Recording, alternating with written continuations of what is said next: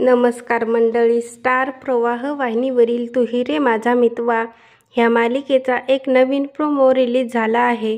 ह्या प्रोमोमध्ये असं दाखवण्यात आलं आहे की ईश्वरी ही देवी आईसमोर म्हणत असते की 9 दिवस नेम धरून पूजा केली। आई भवानी तुझ्या आशीर्वादाचा प्रकाश राहो, संकट कुठलेही घरादारावर कधी न येवो। तेव्हा तिथे राकेश येतो आणि राकेशला पाहिल्यानंतर ईश्वरीला मात्र खूप मोठा धक्का बसतो।